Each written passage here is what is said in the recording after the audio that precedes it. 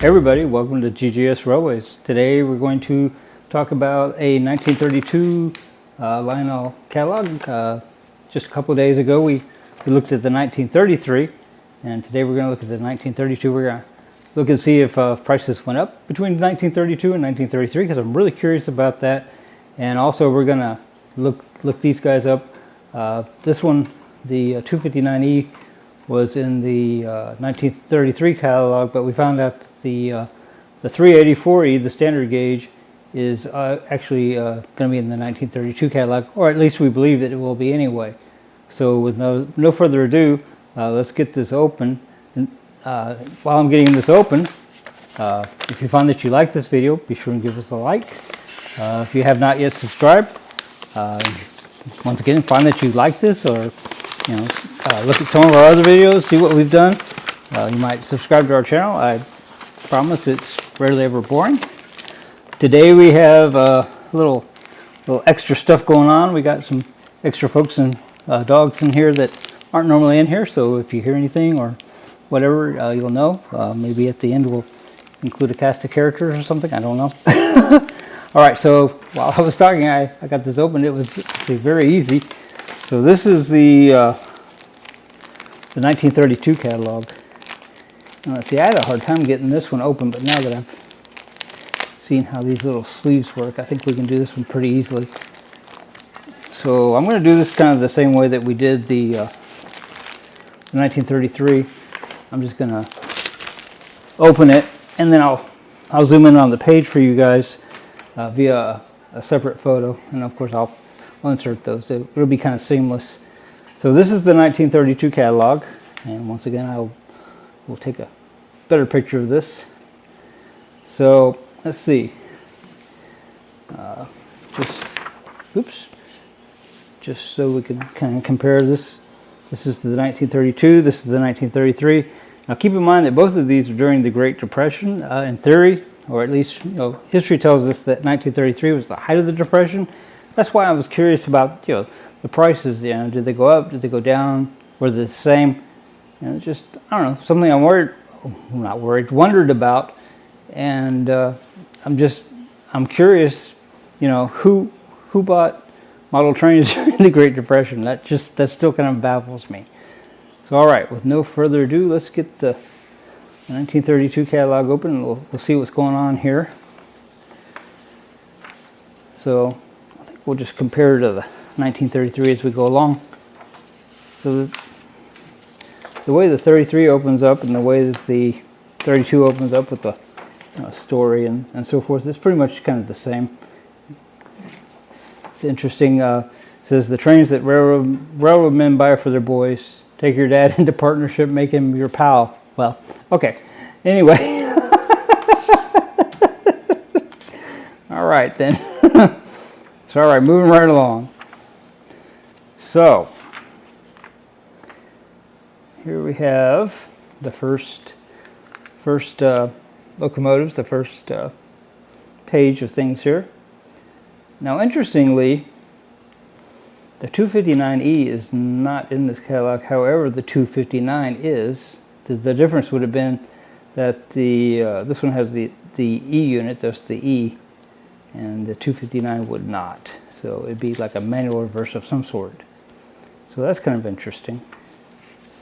So let's see. Yeah, this is nice.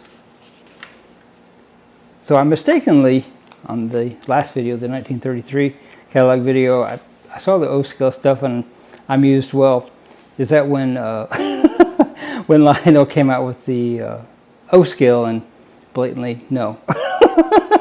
Turns out that's like 1913, so I was only like, what, 2 decades off? So yeah, there's that. So we're going to look for this 384E in this catalog, and it should be in this catalog because according to our research it was available in 1932, and this is a 1932 catalog. So let's see. Well, right away I do see it. 384E, it retailed for $19.75, And I don't have the calculator here, but I'll put it on the video. I'll overlay it and show you what the cost would have been in today's dollars. Just roughly, I think that would be like $300, $400, somewhere in there. We'll see how good my math is here in a minute. All right, so anyway, it is in here, and you see it right here. Pretty cool. So let's see. Let's find something that's in both catalogs. What do you say? I'm not sure what that would be exactly.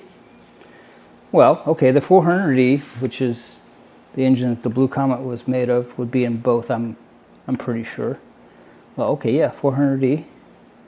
So let's see. All right, so I think we have our answer here, because I think the Blue Comet was one of the higher retail trains. Well, I know it was. Always has been, always will.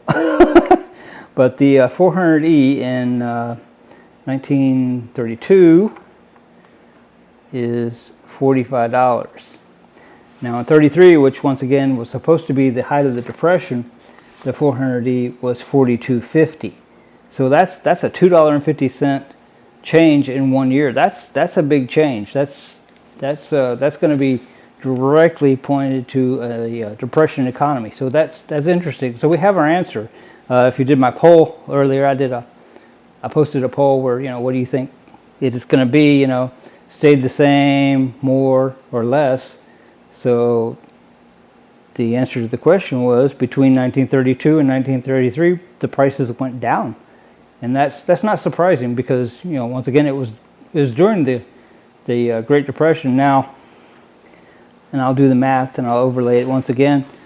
So $45 in 2023 dollars would be whatever you see on your screen now, and then the $42.50 the following year in 1933 would be this in 2023. So that's an interesting piece of Lionel history there.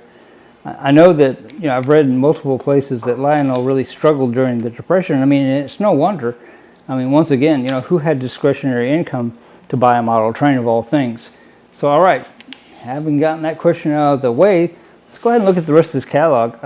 I really enjoyed looking at the 1933, and I can't imagine that I won't enjoy looking at this one as well. The reason I bought these catalogs is because I'm going to do a comparison video between the 259E and the 384E, just because they're basically the same time period, and just compare the differences in price and quality and so forth. I mean, they look very, very similar, right? I mean, they look really similar. Now, interestingly, when I first pulled this guy out, I thought, oh, well, this must be the older one because it's got the four wheels. Well, I think what I've established is that it actually came in a couple of versions, and the two-wheel cars were the less expensive version, the version that was probably highly marketed, the affordable option. There you go. I knew I'd get it eventually. So anyway, that's just my thoughts, and I think I'm right on that. Hopefully, because on the other one I was like dead wrong on the O scale thing. But we're trying to forget that. We're gonna move on, okay? All right. So let's look at the rest of this catalog. Once again, I'm gonna show you guys what I'm looking at, so you don't have to, try to look down on my counter here to see, because it's a lot to see, and really, once again, these color pictures are really pretty incredible for a 1932 catalog. I can't tell exactly if these are drawings or photos. I think they're drawings, but they're very, very good drawings if that's what in fact they are. But still, the use of color in 1932 would be pretty amazing. Now, just a little disclaimer, both of these catalogs were reprinted in 1975, so perhaps the originals weren't in color. that I don't know that. But if somebody has colorized these photos, they did a really good job, and they did a job that would probably be correct to that period of time. So all right, let's move on to the next page. Such careful construction, such faithful realism. Point by point, Lionel Motors outclass all others. Wow. Well, I don't know that there was a lot of others in 1932. I think, I'm not real sure, but somewhere around in this, well, I'm not going to say it because I was dead wrong on the O-scale thing, but I know at some point Lionel acquired Ives and bought them out, put them out of business, whatever. But there was like a Lionel Ives for a brief moment there. So, okay, anyway, let's move on to the next page. You know, if I was a boy in 1932 and I was looking at this, I'd want everything in here. I mean, like everything. This is so cool. So this is the lowest price Lionel trains, wonderful values. So that's pretty cool. Interestingly, the 259 is included in that particular lineup. But let's see. Just out of curiosity, well, all of these have the two-wheel tenders. Interesting. So apparently, I think that's right. I think that, you know, the static wheel, four-wheel cars and tender, I think that was their value line. So that's kind of cool. Because when I made the video, when I got this, I thought, oh well, you know, later on they added the movable trucks, but I mean this is actually older than this, so no, that's not what happened at all. So let's move on to the next page. Wow, this is just awesome, guys. How many of these should we order? I think I want one of everything. One of everything. So I wonder if the actual Blue Comet set will be in here. The price that we looked at earlier was simply the locomotive. Wow. So yeah. So you'll notice that on the I think what the catalog is doing, and I apologize for going back. I think you started out with your values, and then you went up a grade, and then you went up yet a grade, because they're talking about these fine sets. So I think I am right on that, and I do see that the for instance, the 135 at the top of this page, 18 is, you know, it's got the four-wheel trucks on the train car. So I think that's a good conclusion. I think I won't be wrong on that. I hope not. So all right, let's just continue on. I've always wanted one of these early cranes, but they're generally pretty messed up and played with. I mean, that's not a big surprise. I imagine that was pretty popular. So all right, a complete Lionel standard railroad for a lucky boy. So I'm wondering what size this would be in standard gauge. I mean, I think, well, I guess you could probably put that on 4x8, maybe. I don't know. It'd be large. So I don't know. Just weird thought from me. So all right, here we go. Standard gauge. This is just really, really nice. Nice. Once again, I want one of everything.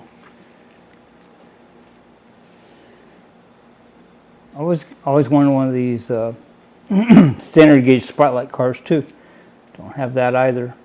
The standard gauge cars tend to be a little pricey. That's an understatement. I do have a few, but they're kind of what I would call flukes, eBay flukes. Yes. So let's see. Let me see. 392E. This is the newest locomotive. Oh, the newest locomotive, I guess. Was the. Wait. Oh, no, that's a set. Never mind. So I'm trying to see. I don't see this one on here. Okay, so the 384 set, which would be this one, which would be the second showing down on page 22, which you should be seeing now. So that would be that set, and I think I actually have all the cars for that set. A lot of times when you bought these standard gauge train sets, they didn't come with just a ton of cars. I guess so you had to buy more, right? So that's kind of cool. All right, let's just keep going here. So I still haven't seen the Blue Comet set. Now on the 1933 catalog, I noticed it was a centerfold. I thought that was funny. If you think about that. Wow. I want all of these, all of them. Just can't even imagine. Here we go. Once again, it's hilarious. The Blue Comet is once again the centerfold. So just out of curiosity, let's open up this the 1933, the following year catalog. And since we've noticed the centerfold, it won't be difficult to find. And let's just compare the price of the entire Blue Comet set. What do you think?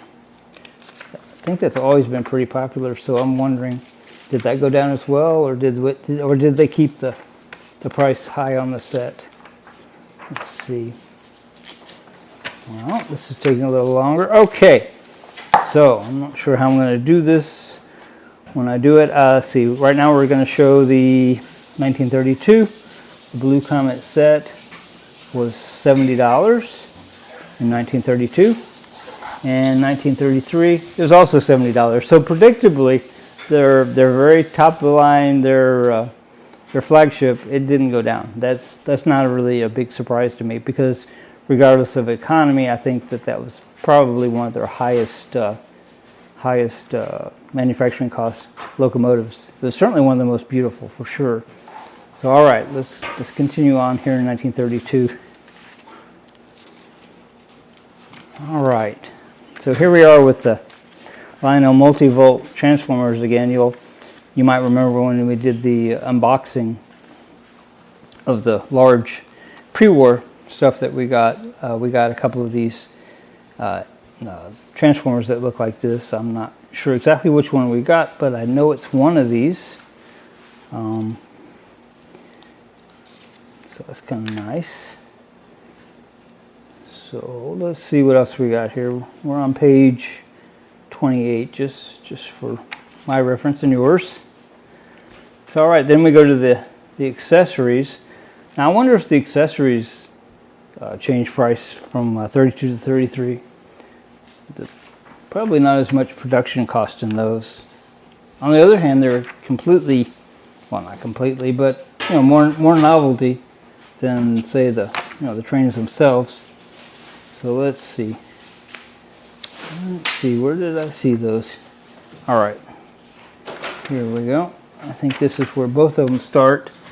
So if you look at the bridge or the crossing, the track over crossing thing on page 30, and then in 33 it was the page 34, and once again I'll put those up.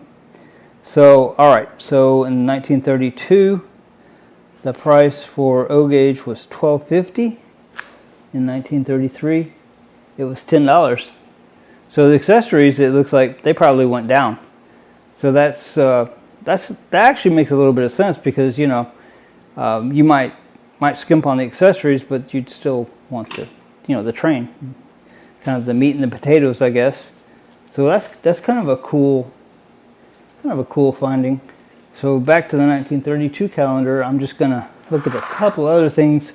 I'm going to look at this on the 1932 catalog, the number 94, this tower, and that's 250 in 1932, and then in 1933 it's also 250.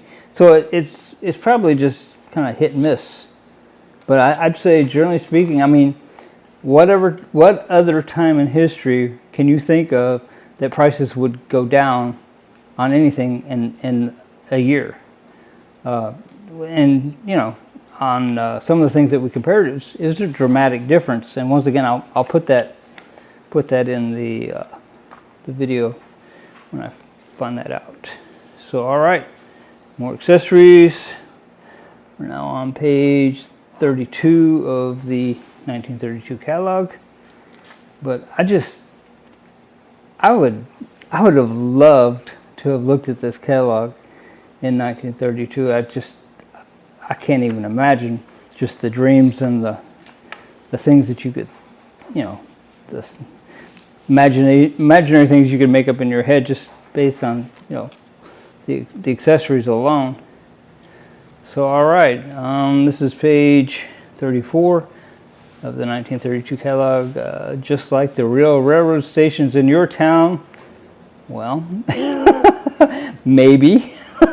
I wasn't alive in 1932, but I'll take your word for it. All right, then we got these figures. I wonder if these are lead. Let's see. Let's just read real quick and see if they are 3-inch figures, blue overalls. Let's see. I don't know if it's going to tell me what it's made of. I suspect they're lead. I've often wondered at what point, you know, did society figure out that, you know, lead wasn't probably the best thing for a child's toy. Interestingly enough, and I just thought about this, maybe they were lead then painted with lead. Wow, different time for sure. I have some of these. I mean, obviously I'm an adult and I don't like stick them in my mouth or anything like that. That would be yuck. No, yeah. So all right, let's see. Moving on. Page 36, and this looks like real villages and countrysides. I wonder how many of these survived. Like, could you find them today? I would bet probably not. I don't know what that would have been made of. Maybe somebody else knows. I don't know if it would be like I mean, if it was marks, you know, it would be 10, but this looks a little bit more elaborate, perhaps. So anyway, we are on page 36 of the 1932 catalog, and I'm saying that as much for me as you, so I can put the right page on there. All right, so mountains and tunnels. So when I first got into model trains, and this would have been in the 1970s, like 11, 12, maybe even 10 years old, we made some paper mache tunnels and so forth, chicken wire and paper mache, and I don't know, it just never seemed real to me. Even some of these, I've seen some of these, and they don't really do anything for me either. But certainly, you know, some of you guys, I've seen some of your layouts where you have some really nice mountains and tunnels. So maybe as an adult I'll try that again, or at least get something better. Let's see. So we're moving on to page 38. It's easy to create landscapes and country scenes. So once again, I don't know how well some of this would have aged. I guess a clue would be I've never seen one for sale in any condition. So I don't know. So then throws galore, watching trains go over the bridges. Now, I like all the bridges. I don't have any of the Lionel bridges. I think I said it in the last video for the 1933 catalog, but I have a couple of Marks bridges and one that's really nice actually, but I don't have any of the Lionel bridges. I hope to someday acquire some of those. They're very nice. All right, so here we go with additional passenger cars for your O gauge. For a big road, add freight cars to your equipment. Oh, well, that's interesting. So, you know, if you watched any of my videos, you guys know that I'm just like a big time sucker for tank cars. So let's price some of these tank cars. So it looks like this one's $1. Oh, this one's $2.25. That's interesting. I'm just gonna elaborate a little bit on this. The silver colored one, the number 804, I have a couple of those, and that does seem to be the most common one. And you know, you look and it's $1. Now this green one over here, I've never actually seen this one. I've never had a green one. Now I want a green one, and it was $2.25, so more than double the price. So that's interesting. That is very. Oh well, wait a minute. I did just notice something. The number 804 is the static four-wheel type. So yeah, that would be the less expensive car.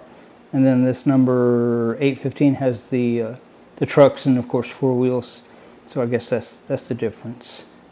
All right, well, I don't feel like I'm missing quite as much now. I still want one of these green tank cars though.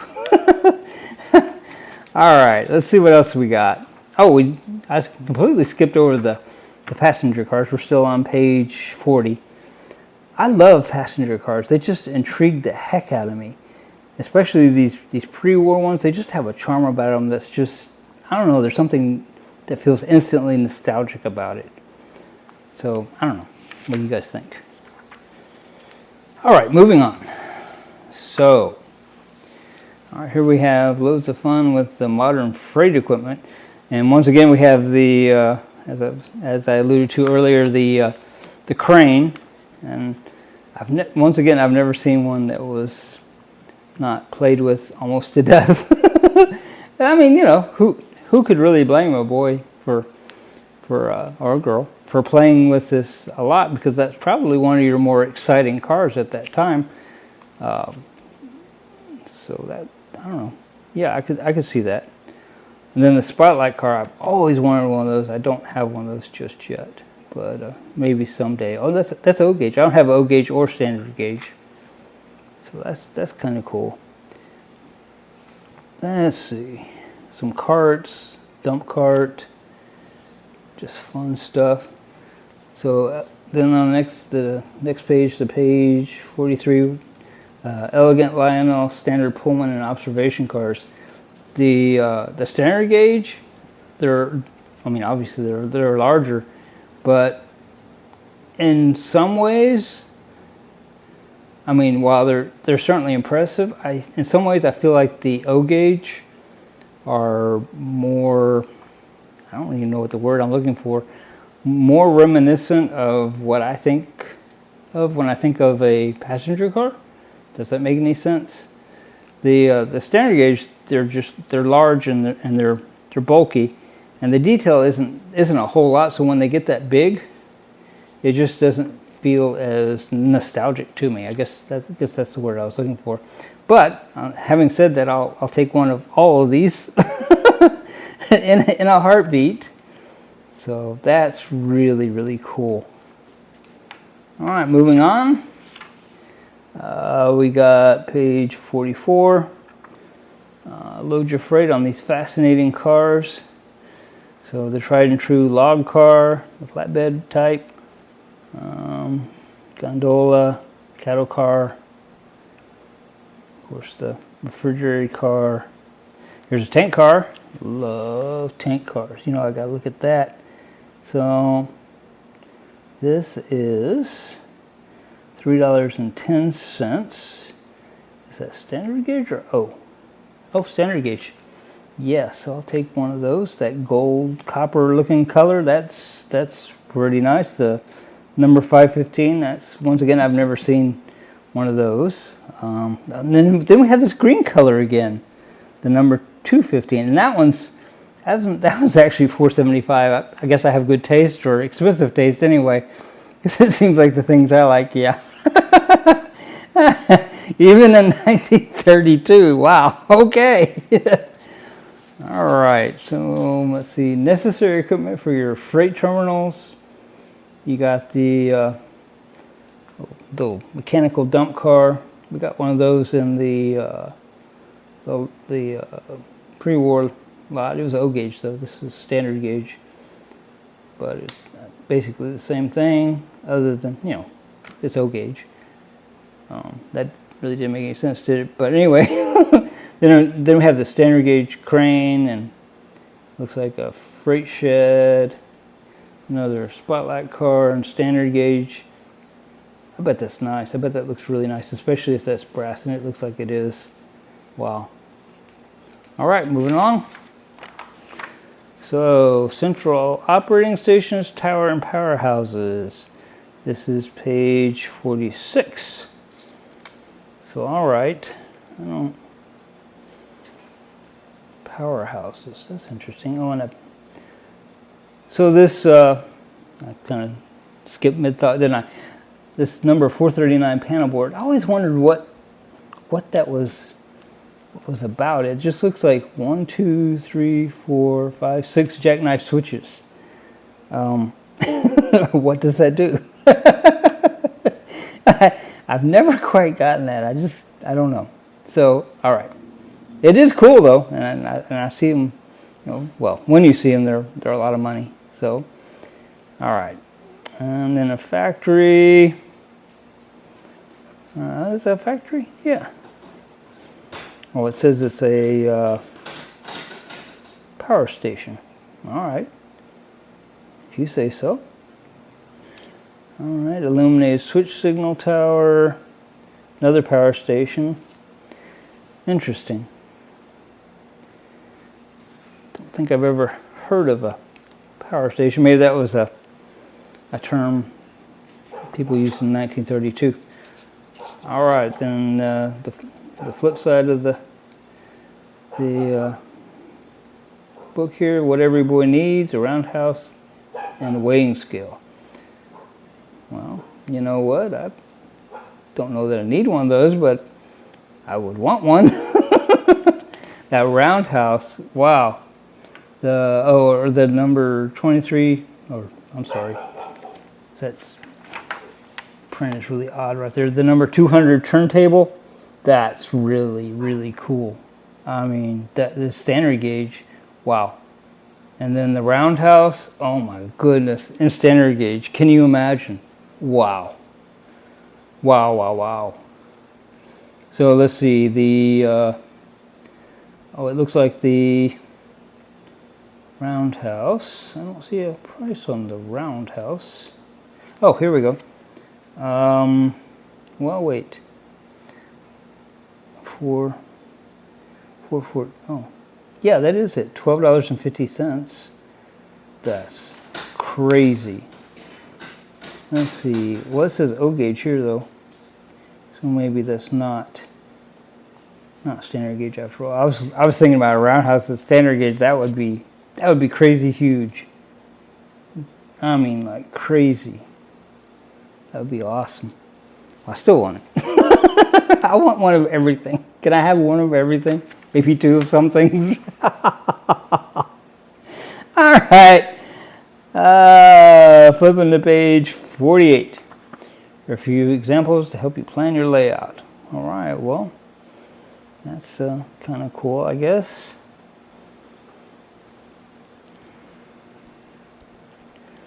So, one of the interesting things about running different makes of and brands of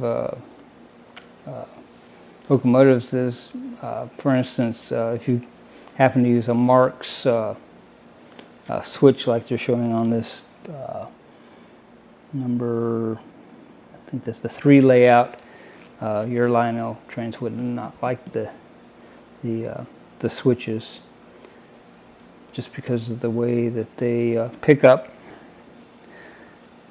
they would lose power in the middle of the switch if they're going slow enough. So yeah, and they don't like to go across them anyway. It just doesn't work well. So that was kind of a tangent, wasn't it? All right, so then extra track and crossings for an interesting road. That's kind of cool. A crisscross, a little sharper crisscross, a track bumper, and of course the power clips. So all right, well, here we have the switches. I was just talking about that.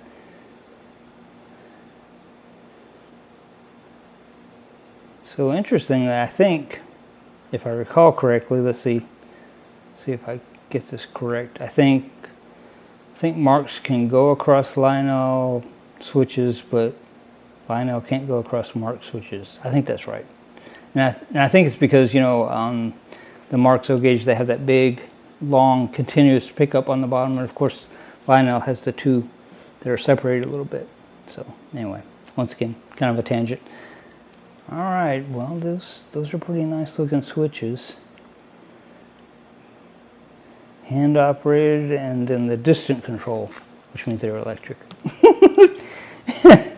It means you could control them from a distance if you hooked it up to the wire. That's what that means, really. All right, so let's see. And here we have, and we talked about this in the 1933. For girls, they marketed this Lionel range. I mean, I know that was kind of the times and whatever, but I mean, I don't know. I mean, did they not think that girls should play with trains? I mean, was that taboo maybe? I don't know. I don't know. So, I don't know. Kind of lost on that one. All right. Oh, and look here. Next to that, there's the Lionel silent trackbed. I wonder was that cork maybe? Let's see. I don't see that it says, but I bet it was. I bet it was. Pretty cool. All right, let's see what's on the back page of this one. It was a boat on the last one. Well, it's not a boat. Let's see. Read how to win a membership in the famous Lionel Engineers Club. Ooh, I want to be in the Lionel Engineers Club. How about you guys? Are we too old? Look, you get a certificate and everything. Oh, look, and here's a we could fill this out. We could cut it up and mail it in and see what happens. I love that. All right, guys. Well, once again, this was the 1932 catalog. And, of course, earlier we talked in another video about the 1933. Once again, I bought these just to be information and props for the video on these two guys that I'm going to make, comparing them, cost points, cost today, etc., etc. All right, guys. Well, I have a lot of editing and inserting and overlaying and all kinds of things with this one, but it'll be worth it, I think. I really enjoyed looking at this catalog. I hope you did too. Incidentally, if if you wanted a copy in 1932, it was 10 cents a copy. All right. Well, you know, a boy's dream come true. All right. Well, you know, my dream come true too. Oh my goodness. Just the marketing on these had to have been just like genius. I mean, genius.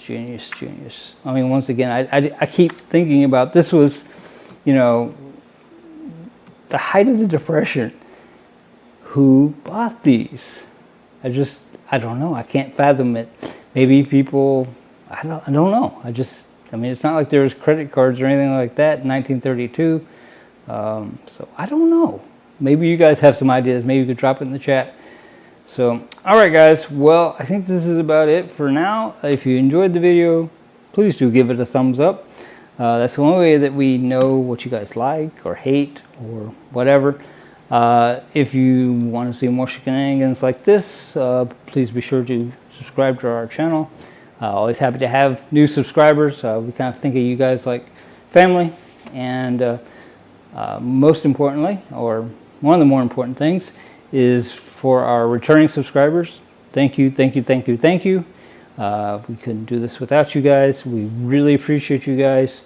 We appreciate you returning. We appreciate you, the kind words, the thumbs up, the just the support in general.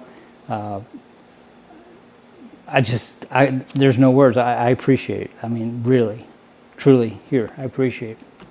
All right, guys. I think that's it for now. GGS Railways out.